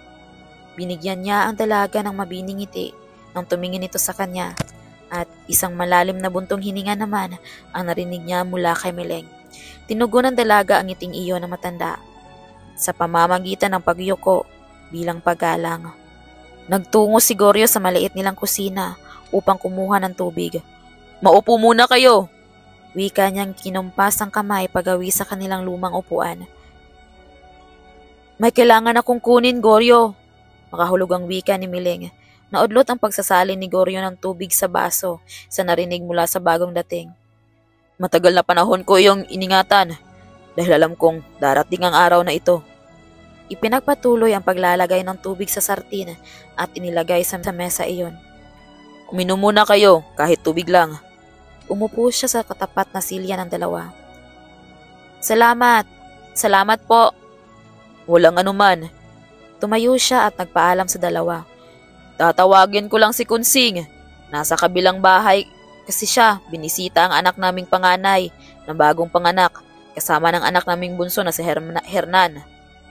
Sina Goryo, Kunsing at Miling ay mga matatalik na magkakaibigan mula pa noong sila ay nasa elementarya. Sa barangay Maginhawa, probinsya ng La Union. May anak ang mga ito na sina Erling at Hernan. Si Erling ay kaibigan ni Beatrice. Matagal na magkasama ang mga ito na ginawang pampalipas oras ang paglalagi sa ilalim ng punong kaimito. Si Erling ay may kasintahan na noon at si Beatrice ay wala. Mas matanda lamang sina Erling at Beatrice ng 10 taon kay Hernan. Maghihintay kami, pahayag ni Miling. Tango lamang ang huling sagot ni Goryo na sinimula ng humakbang palabas ng kanilang pintuan. Tango lamang ang huling sagot ni Goryo na sinimula ng humakbang palabas ng kanilang pintuan. Malalim na napabuntong hininga si Miling. At ang mga mata nito ay puno ng pag-aalala. Hindi alam ni Samantha pero para bang may mga matang nakatingin sa kanya mula pa kaninang dumating sila sa bahay na iyon. Nayakap niya ang sarili na sinabayan ng panlalamig ng kanyang katawan. Nakadagdag pa sa isipan niya ang mga kinikilos ng Abela. Parang maraming bagay ang tinatago nito sa kanya. Hindi niya nabanggit ang totoong lugar na pinagmulan. Maging ang pamilyang kinaroroonan nila ngayon. Ayos ka lang ba? Tanong ni Miling sa apong animoy iniilagan. Lola, kung nakakapagsalita lang siguro ang hangin, ay kakausapin niya iyon upang malaman kung may ibang nilalang ba sa paligid gaya ng goblin na madalas sabihin ng kanyang lola. Sino po sila? Tanong niya na tumingin pa sa may bukana ng pintuan na para bang naroon pa ang kanyang tinutukoy. Sino po yung may-ari ng bahay na ito? Sinundan naman ng matanda ang tinanaw ng apo. Siya ang isa sa malapit na kaibigan ko dito sa baryo Maginhawa. Ano po ba ang sinasabi niyong babalikan niyo rito? Napakislot ang dalaga nang may marinig na tila boses sa malayong lugar na dala ng hangin. Ang tanging kilala ko na pwedeng magliligtas sa ating dalawa, apo. Alam kong malaking bagay ito sa paglutas natin sa mga nangyayari sa ating paligid. Wala ng boses ang nakabukang bibig ng dalaga. Napakarami niyang tanong at gustong malaman. Sino at ano ang bumabalot na kababalaghan sa aming pamilya? Gusto niyang malaman ang lahat at ang dahilan. Pero sa palagay niya ay malalaman niya iyon kahit hindi sabihin sa kanya. Nasa halos 10 minuto ring naghintay ang mag-Abela sa pagbabalik ni Goryo. Sabay na napatingin sila ng kanyang lola nang marinig ang paglangit-ngit ng seradora. Kasunod ang pagbukas ng pintuang nilabasan kanina ni Goryo. Sa paglingon ng dalawa ay bumungad sa kanila si Goryo. May kasama itong isang matandang babae na halos kaedad lamang ng kanyang Abela at isang lalaki. Miling! Gaya ng reaksyon ni Goryo kanina, ay iyon din ang reaksyong mababasa sa mukha ni Kunsing. Pagkagulat. Pasimpleng sumulyap si Hernan kay Samantha na mabining ngumiti na magtama ang kanilang paningin. Napalunok si Hernan. Bigla niyang naramdaman ang pagbilis ng pintig sa tapat ng dibdib. Sa tagalang panahon mula nang mawala ang unang pag-ibig, si Beatrice. Kahit sa murang edad, ay nagmahal ito ng babaeng mas matanda rito. Mula noon ay hindi na muling naramdaman ang ganitong pagkagusto sa isang babae. Samahan pa na kamukha ng dalaga si Beatrice. Sinugod ni Kunsing ng yakap ang kaibigang matagal nang hindi nakita. Kumusta ka na? Ang tagal mong hindi nagpakita sa amin. Hindi mabuti. Si Goryo ang sumagot sa tanong ng asawa na dahilan ng lalong paghigpit ng pagkakayakap ni Kunsing kay Mileng. Akala ko, hindi mo na kami babalikan pa. May luhang naglanda sa pisngi ni Kunsing. Hindi mo agad sinabing siya ang dumating, Goryo. May pagtatampo sa boses ng ginang sa asawa. Alam ko kasi na nagmamadali kang umuwi. Saad ni Goryo. Naparito ako hindi para mamasyal. Tinapik ng palad nito ang balikat ng kaibigan. Nailayo ni Kunsing ang sarili mula sa pagkakadikit sa kayakap. Ano? Gusto ko kayong makausap, panimula ni Mileng. Sinulyapan ni Goryo sa Hernan. Tumitig si Mileng kay Kunsing.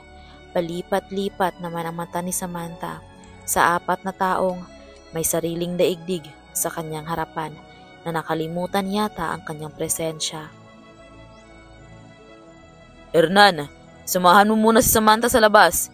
Ipasyal mo muna siya hanggat hindi kita tinatawag na bumalik. Utos ni Goryo na tinanguan lamang ng anak. Halika muna sa labas. Inabot ng binata ang kamay patungo sa dalaga. Nag-aalinlangang bumaling sa abwila ang dalaga na para bang humihingi ng permiso. Sandali lang ang pag-uusapan namin, kaya sumama ka muna, sagot ni Mileng.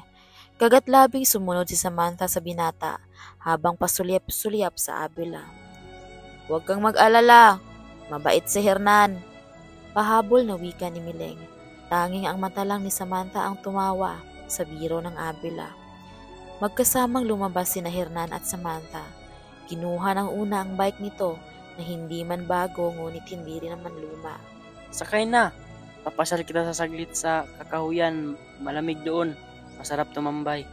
Alanganing ngiti ang ibinigay ni Samantha rito. Malayo ba? Nagdadalawang isip siya kung tama bang basta na lamang siya sumama sa taong ngayon lang niya nakita at nakilala. Pero bakit ganun? Parang nahihiya siya rito kapag nagtatama ang paningin nila. Baka kasi matagalan tayo. Pinatigas niya kaunti ang boses niya.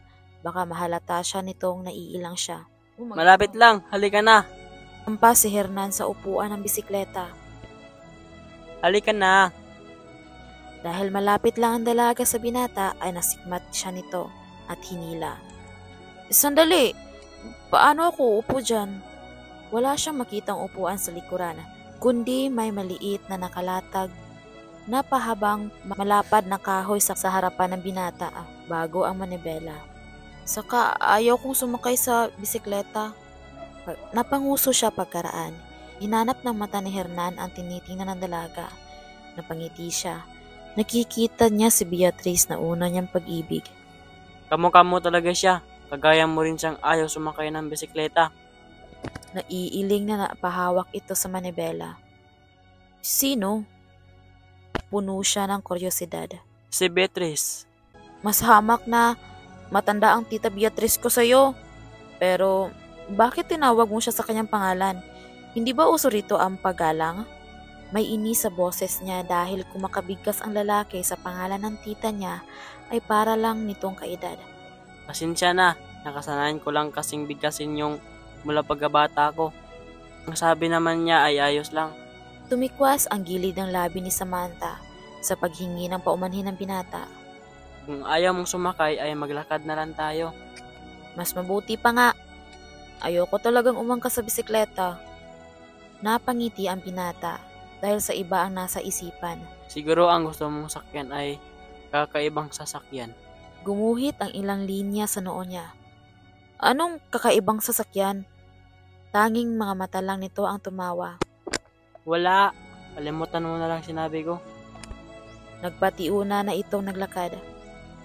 Ay, ewan ko sa'yo. Maktol niya rito pero ganun pa man ay sumunod pa rin sa lalaki.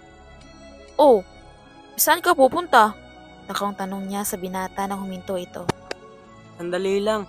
May babalikan lang ako sa loob. Hintayin mo ako. Kumaripas na takbo ang binata papasok sa kanilang bahay.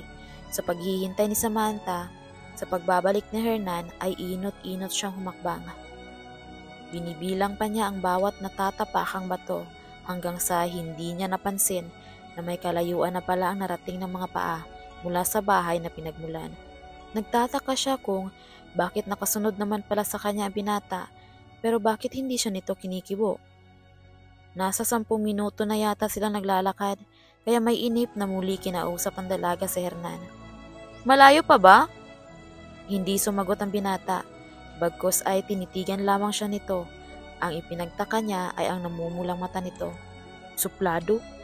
Bulong niya, kasunod ang paggala ng kanyang paningin sa kapaligiran. Nilagpasan siya ng binata kaya muling nanguna sa paglalakad. Sumuot sila sa isang makitid na lagusan.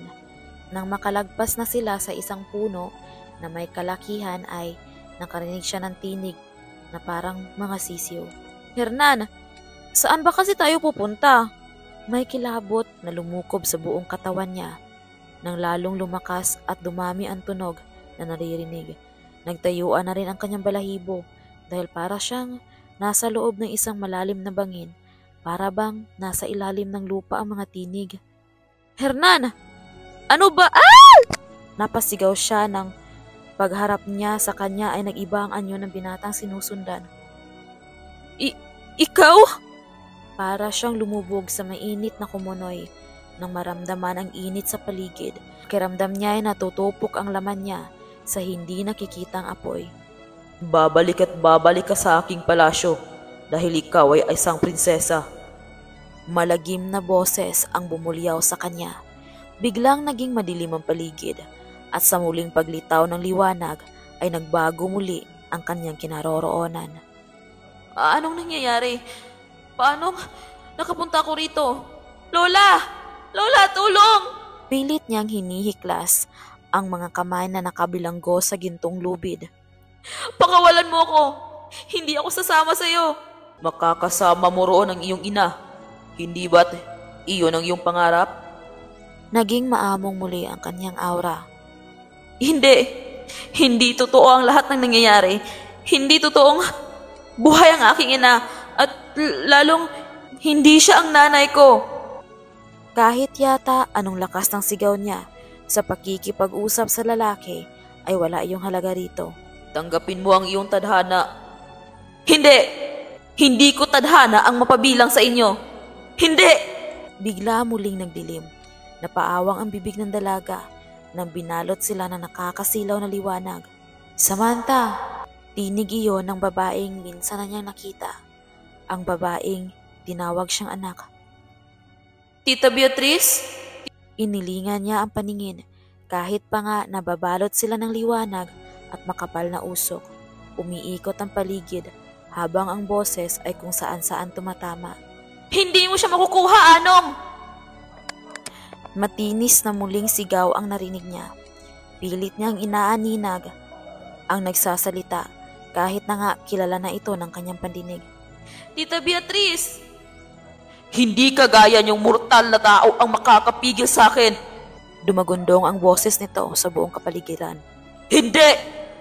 Tama na! Ako na lamang ang kunin mo. Hindi pa ba sapat ang 18 taon? Kapag kakakulong mo sa akin, sa kaharian mo? Naging garalgal na ang boses ni Beatrice. Unti-unti nang nawawala ang usok at liwanag hanggang sa malinaw nang nakikita ni Samantha ang kinaroroonan.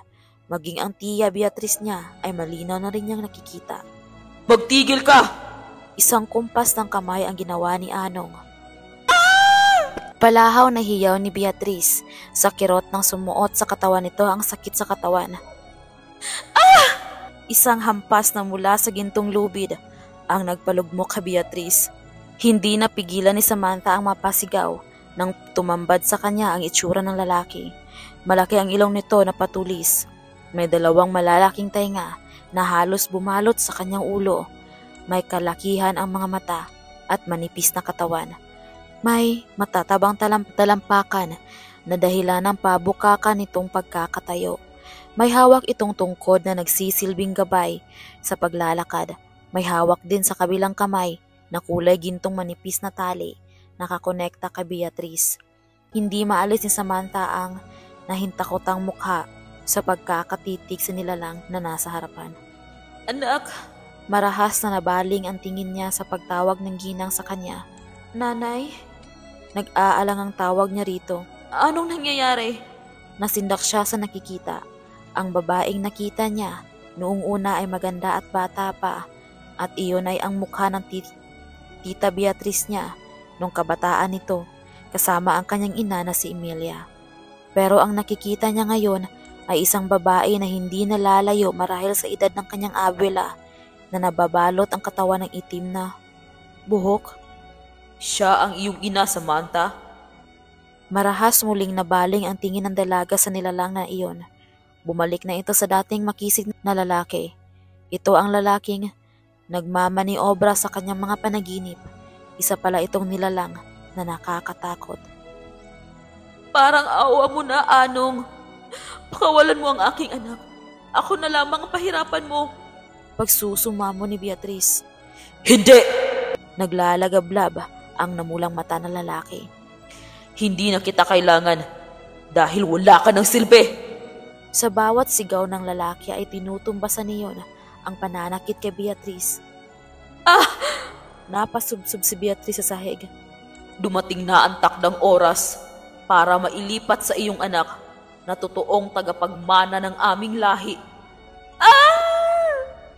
Napasigaw muli si Beatrice nang humigpit ang itim na buhok na nakabalot rito. Nay!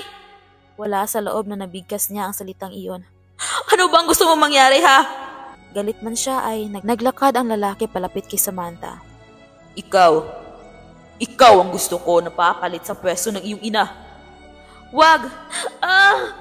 Muling napasigaw si Beatrice nang mas humigpit ang nagpapahirap dito. Natakot si Samantha na baka kung anong mangyaring masama sa nagpakilalang ina. Oo na! Papayag na ako, pero... Naging maamo ang mukha ng lalaki na may ngiting sumilay sa labi nang marinig ang sinabi ni Samantha. Pero, pakawalan mo muna siya. Nagkatitigan sina Samantha at Beatrice. Nag-uusap ang kanilang mga mata. Tumango si Samantha at umiling naman si Beatrice. Kung yan ang gusto mo, sige. Pagsang-ayon nitong may kasamang halakhak. Anak, wag kang sumama sa kanya. Hindi totoo ang mga nakikita mo. Pag-iling-iling na wika ni Beatrice. Takot ang nararamdaman para sa anak. Matagal na panahon na nitong inaasam ang pagkikita nilang muli. Ngunit bakit sa ganitong pagkakataon pa?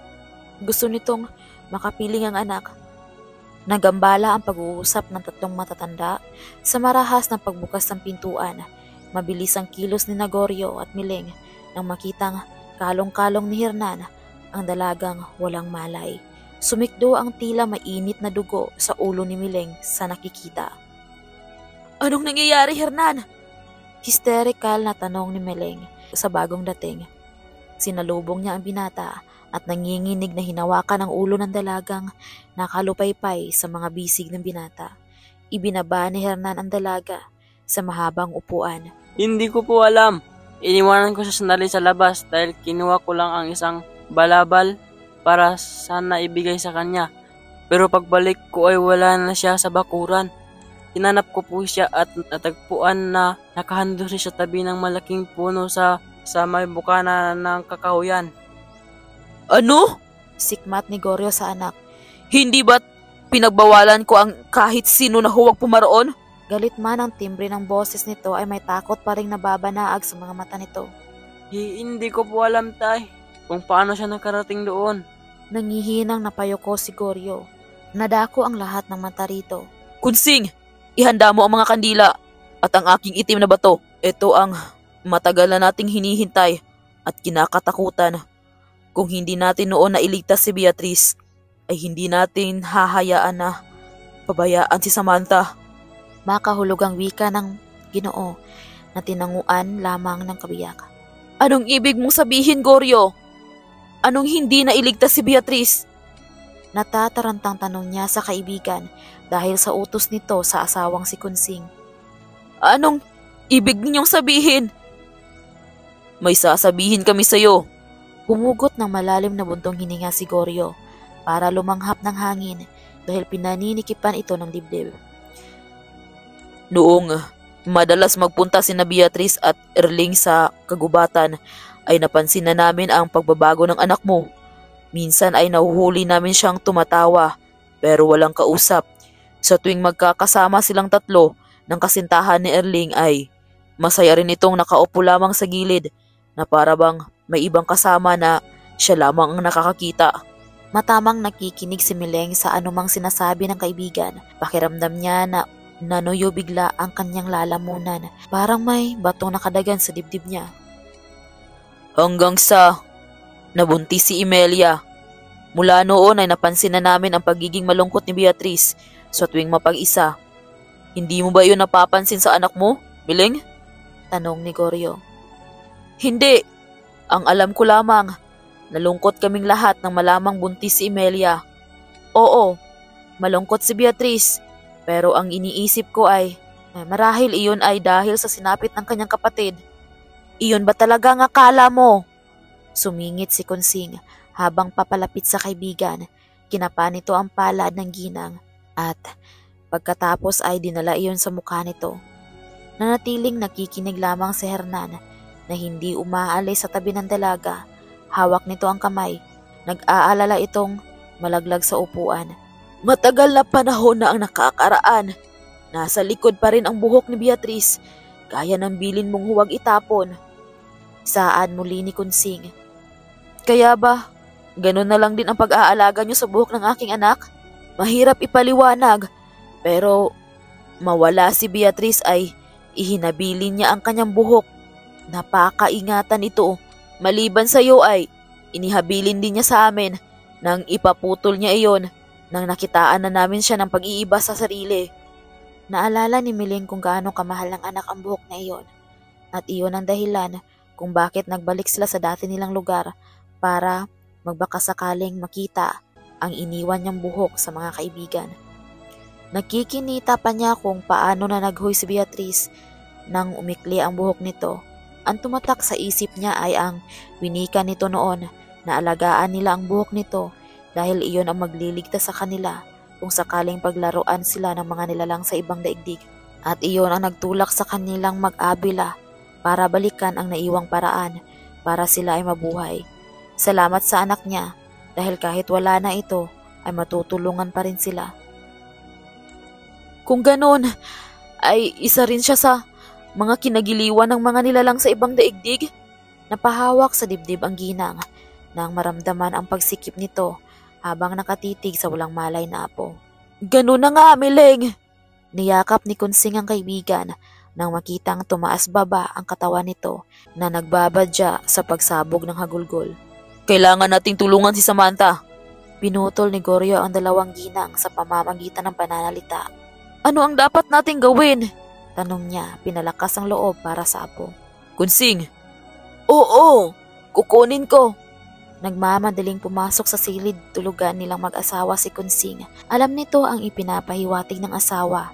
Pagbalik nito ay iniabot kay Goryo ang hawak. Ano ang mga iyan? Nakatitig si Mileng sa ibinigay ni Konsing kay Goryo. Humigpit ang pagkakahawak ng Ginoo sa itim na bato, kulay pula at puting kandila.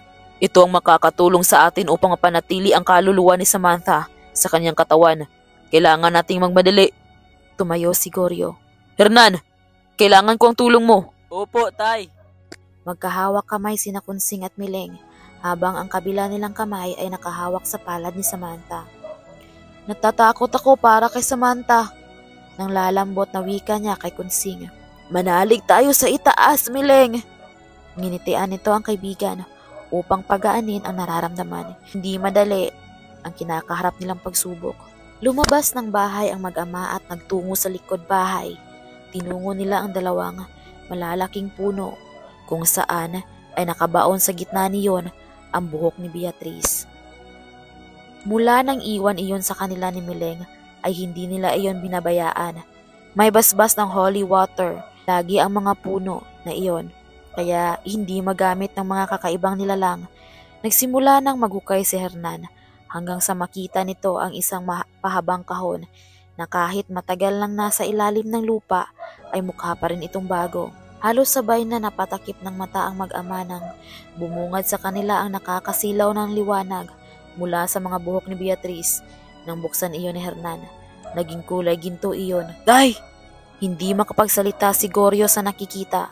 Natatandaan itong itim na itim ang buhok na ibinaon nila rito noon. Samantha! Marahas na napalingon ang mag-ama nang marinig ang sigaw ni Mileng galing sa loob ng kanilang bahay. Tara na! Mabilis na tumakbo si Goryo, kasunod ang binata, habang bitbit nito sa kamay ang kahon. Samantha! Samantha! Muli ay sigaw ni Mileng. Anong nangyayari rito? Napamulagat sa pagtatanong si Hernan. Mahabagin! Iyon lamang ang tanging lumabas na salita kay Goryo. Nakatulala naman si Kunsing at naghihisterikal naman si Mileng. Nakapulupot ang mga braso ng dalaga sa sariling katawan at namimilipit ang nakabalikong balakang. Magmadali kayo! Ipahiga niyo siya sa lapag. Alisin niyo ang mga nakahambalang. Hernan, akin ang buhok. Maliksing ibinigay ng binata ang hiningi ng ama. Pagkaraan ay nagtulong-tulong sina Kunsing, Hernan at Mileng na buhatin ang katawan ng dalaga para maihiga sa sahig. Humangin ng malakas sa loob ng bahay na may kasamang pagkulog at pagkidlat. Nagsasayawan rin ang mga puno na maririnig ang pagaspas ng mga dahon niyon. Ipinalibot ni Goryo ang ginintuang buhok sa paligid ng dalaga. Kunsing, sindihan mo ang mga puting kandila. Sumunod agad ang ginang. Nanatiling nakahawak naman si Mileng sa paanan ng apo kahit na nga tuliro ang isipan. Hernan, ipalibot mo ang mga pulang kandila pagkatapos sindihan ng iyong ina ang puting kandila. Opo, tay. Lahat sila ay abala sa kanilang mga gawain. Kunsing, magdala ka rito ng asin. Damihan mo. Hindi na nagtanong pa ang sinabihan. Umarangkada ito sa kusina at kinuha ang lahat ng asin na mayroon sila. Inagaw agad ni Mileng ang garapon ng asin. Ihinagis niya sa katawan ng dalaga. Isinunod nito ang dinasalang langis. Ilang segundo lang ay nanginig ang katawan ni Samantha na bahagyang umangat na sa pagkakahiga sa sahig. Lumalaban siya! Wika ni Goryo na napatitig sa katawan ng dalaga. Hindi na nila alintana kung anong itsura nila basta magawa nila ang kanilang dapat gawin. Iyaw ng lalaki nang maramdaman ang sakit na dulot ng kakaibang ginawa nila. Nakakarimarim na sigaw ang bumalot sa lugar na iyon kung saan nakagapos ang mga kamay ni Samantha at ganon din ang tita Beatrice niya. Nararamdaman niya ang init na lumukob sa kanyang katawan. Hindi niya alam kung saan nanggaling pero iisa lang ang alam niya. May ginagawa ang lola niya upang mailigtas siya sa lugar na iyon. Samantha! Nilingon niya ang pagtawag sa kanya ng tiyahin na mas lalong nahihirapan sa kanyang sitwasyon. Tita? Nakita niya ang lungkot sa mata nito, ngunit kahit ganon ay nginitian pa rin niya ito. Lumaban ka po! Wika niya kasunod ang pag-iling. Gagawin niya ang lahat kahit pakapalit ang kanyang buhay para iligtas ito ay gagawin niya. Masaya siya dahil kahit paano ay nakita niya ang kanyang tunay na ina. Ganun pala ang pakiramdam na may tumatawag sa iyong anak. Ang sarap sa pandinig. Para siyang nasa ulap habang nakaduyan sa malambot na ulap. Sige na, simulan mo nang kumain ng pagkain para sa iyo, Samantha. Huwag, anak! Mula sa kinaroroonan nito ay naramdaman na naman ang paghigpit sa katawan ng makislap na buhok. Huwag mong kainin yan. Hayaan mo na lang ako rito. Maniwala ka. Kakayanin ko. Basta mailigtas ka lang. Nakaya ko na ang 18 taon.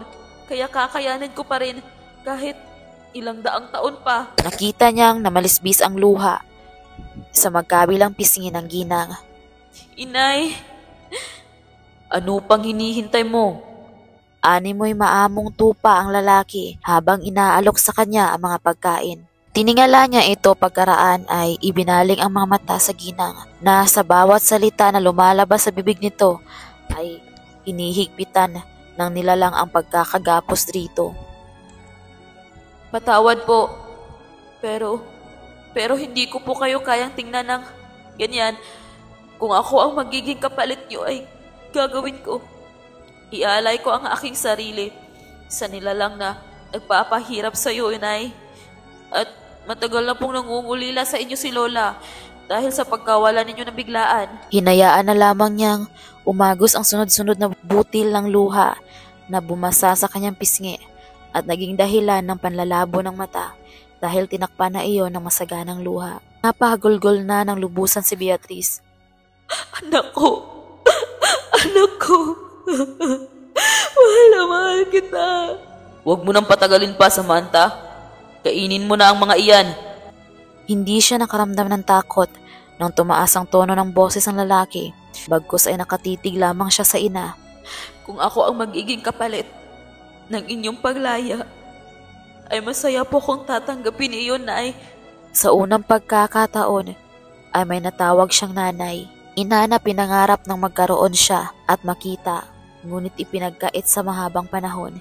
Isang ina na mag-aalaga sa kanya, lalo na kapag may sakit siya. Ngayon ay nakita at nakilala niya ito, ay ibibigay niya ang kanyang buhay para sa kaligtasan nito. Eto, kainin mo.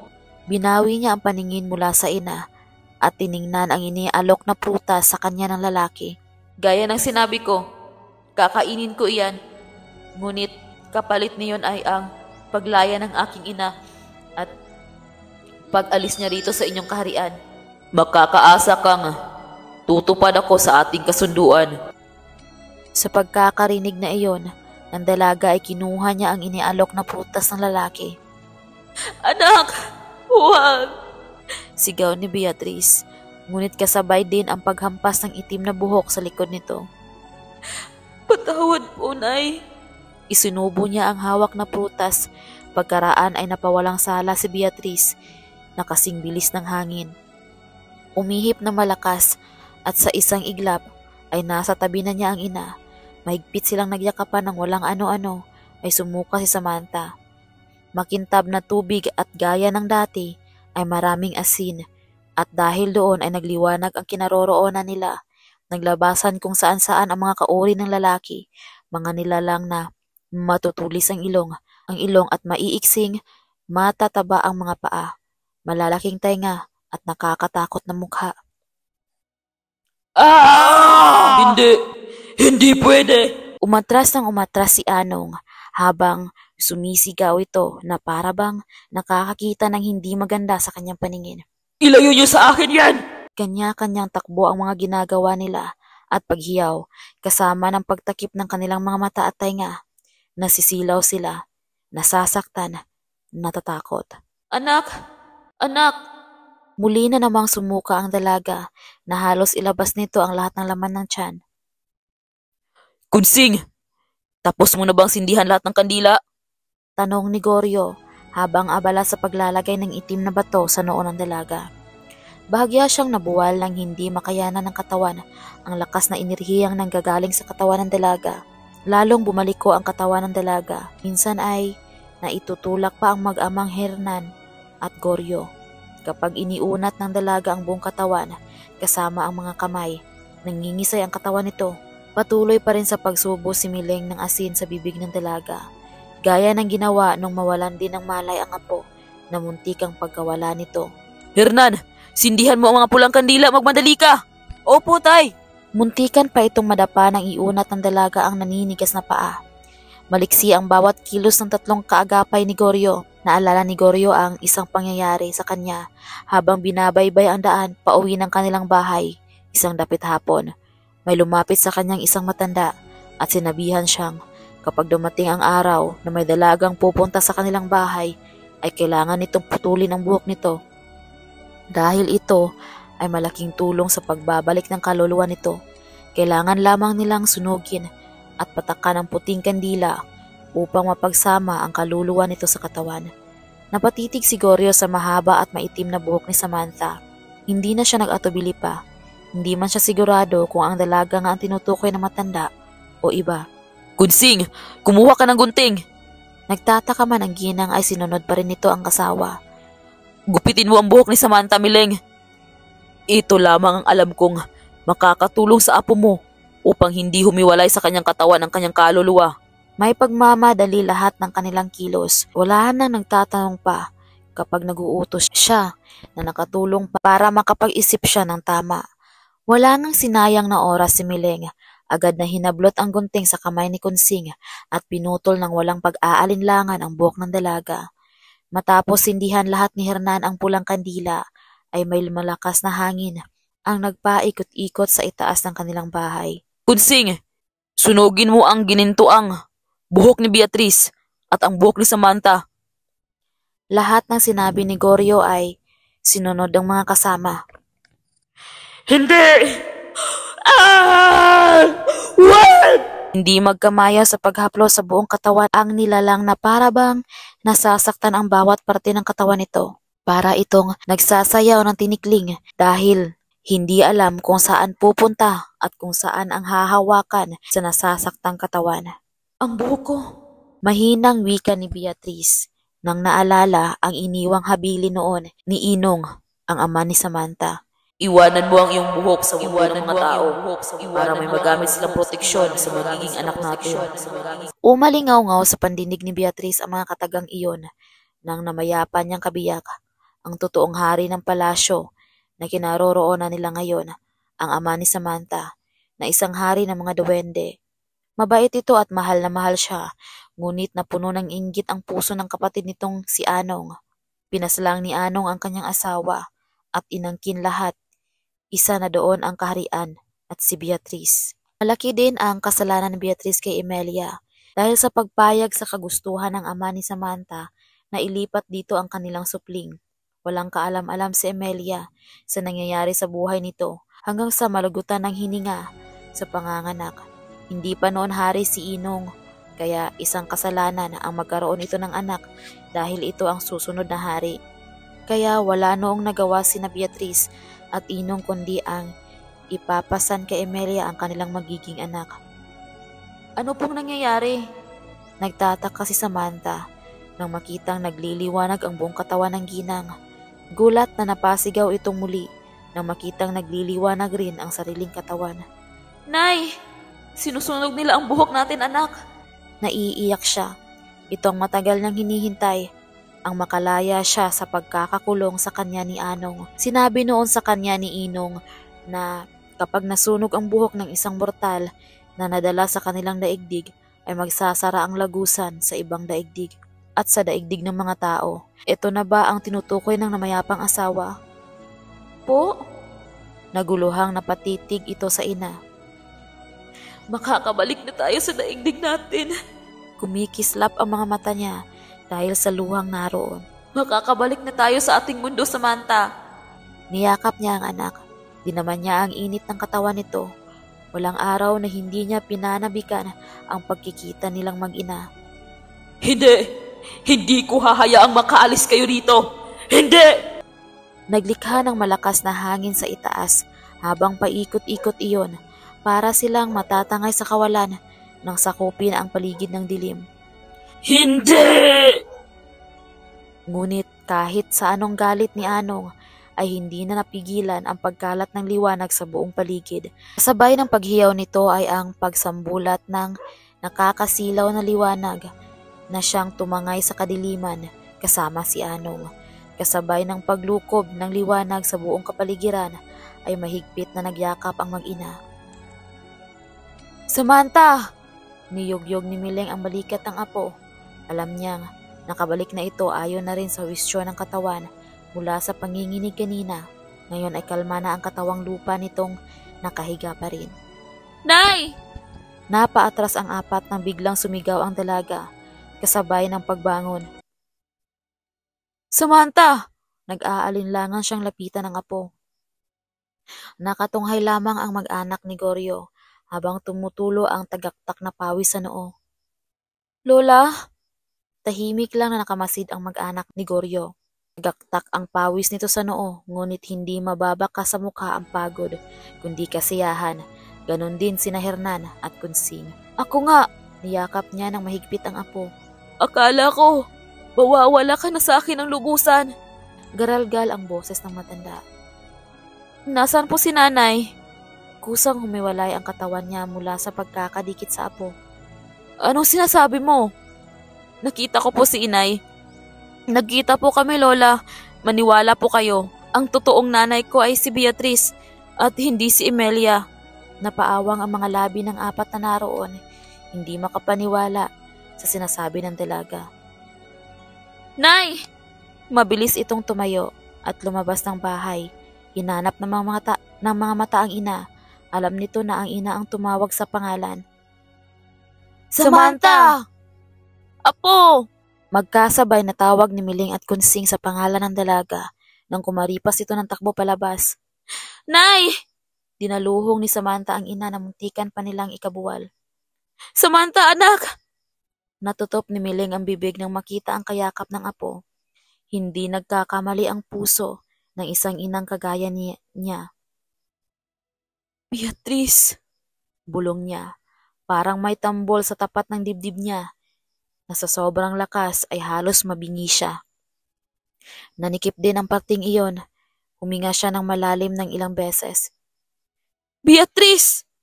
Hindi siya makapaniwalang makikita niyang muli ang anak na matagal nang nawawala. Beatrice, anak ko! Halo-halo ang nararamdaman niya sa mga oras na iyon. Ngunit kahit ano pa man iyon ay hindi na niya mapigilan ang mapatakbo palapit sa apo at sa anak. Nay! Nay! Tawag ni Beatrice sa ina. Anak ko! Nakatulala pa rin ang mag-anak na Goryo na nasasaksihan. Walang makapagsalita kahit isa. Walang gustong gumalaw o magtanong.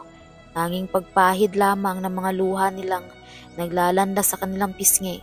Luha ng kasiyahan, luha ng pagpapasalamat. Pagkamangha sa mundong hindi pa nila nararating, ngunit kahit kailan ay hindi gugustuhing hanapin. Lumipas pa ang ilang araw, ay tuluyan nang natuldukan ang misteryong bumalot sa pagkawala ni Beatrice. Ipinagpatuloy nila ang kanilang pamumuhay sa dati nilang lugar, kasama sina Goryo at Kunsing, ang lugar na pinagsimula ng lahat, ang Baryo Maginhawa. Wakas.